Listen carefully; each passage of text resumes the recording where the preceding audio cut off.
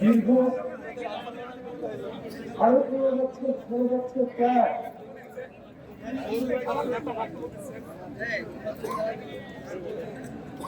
প্রকাশ্য মাঠে জনসভা করছে আজকে বিএনপি ইশতিয়াক। আজকের জনসভার সম্মানিত সভাপতি বাংলাদেশ জাতীয় দল কুষ্টিয়া জেলা শাখার আহ্বায়ক জনাব কুতুবুদ্দিন মাহমুদ, আজকের জনসভার প্রধান অতিথি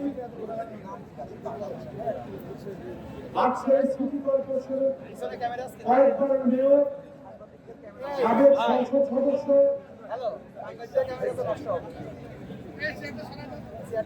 বিএনপি চেয়ারপারসন উপদেষ্টা মণ্ডলীর অন্যতম সদস্য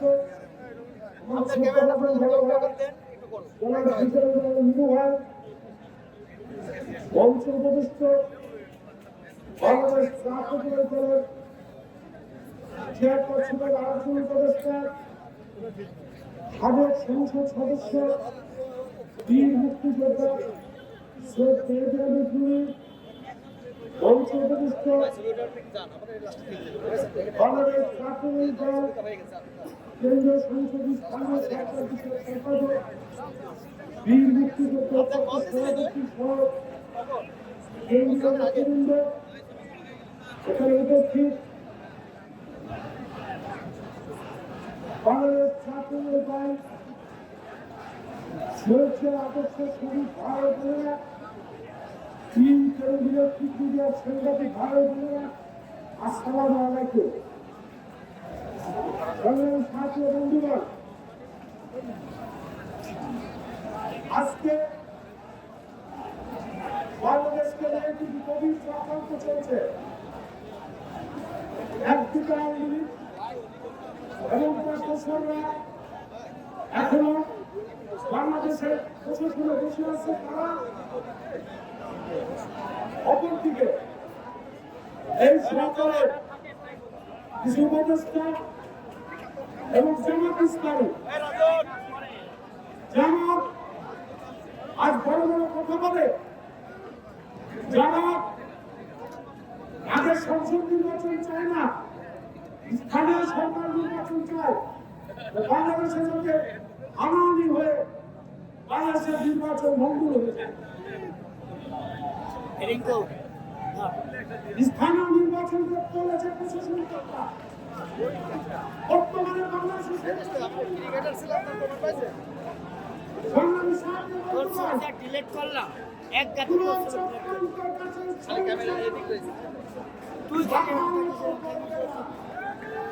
স্পষ্টভাবে অন্তর্বর্তী সরকারকে বলে দিতে চান, আপনারা সংস্কার চাই করুন, অতি সত্তর জাতীয় সংসদ নির্বাচনের রোডম্যাপ ঘোষণা করতে হবে। জাতীয় সংসদ নির্বাচন ছাড়া আপনারা ক্ষমতা চিরস্থায়ী না, আপনারা একটা অন্তর্বর্তী সরকার, অন্তর্বর্তী সরকারের দায়িত্ব এটি নির্বাচিত সরকারের হাতে ক্ষমতা হস্তান্তর করতে হবে। আপনাকে সেই কাজ করতে হবে। সংস্কার, আপনারা আজকে সংস্কারের কথা বলছেন, আজ থেকে 2 বছর পূর্বে বিএনপি এবং তার সমমনা সাথে আলোচনা করে আমাদের ভারপ্রাপ্ত চেয়ারপারসন তারেক রহমান 31 দফা কর্মসূচি ঘোষণা করেছেন। 31 দফার ভিত্তিতে বাংলাদেশের সংস্কার হবে। আপনারা ডিসেম্বরের ভিতরে জাতীয় সংসদ নির্বাচন দিয়ে মানুষের হাতে ক্ষমতা হস্তান্তর করুন, জাতীয় সংসদের হাতে ক্ষমতা হস্তান্তর করুন। তারা এসে সংস্কার যদি কিছু কম থাকে সেটা সম্পূর্ণ করবে, আপনাদেরকে বেশি সংস্কার করতে হবে না।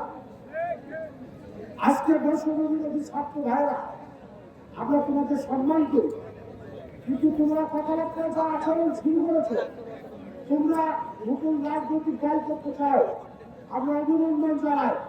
দল করে মাঠে আছো, তার মানে নির্বাচন বিচারও যাবে না।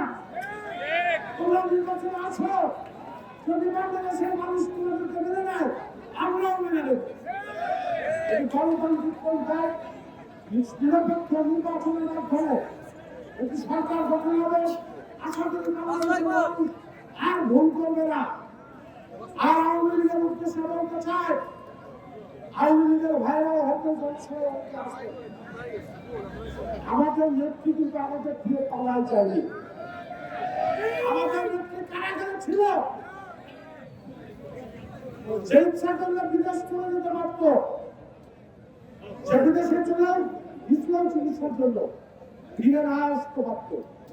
কিন্তু আমাদের নেত্রী বলেছিল, আমার জন্ম বাংলাদেশে, আমার মৃত্যু হবে বাংলাদেশে, আমার মাটি হবে বাংলাদেশে। আমার নেত্রী কিন্তু পারবে।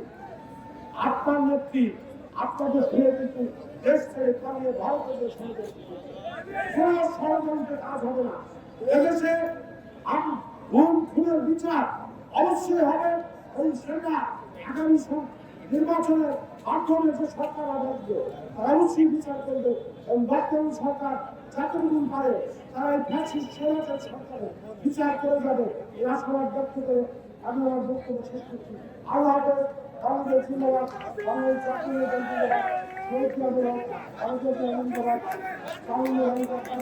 জিন্দাবাদ।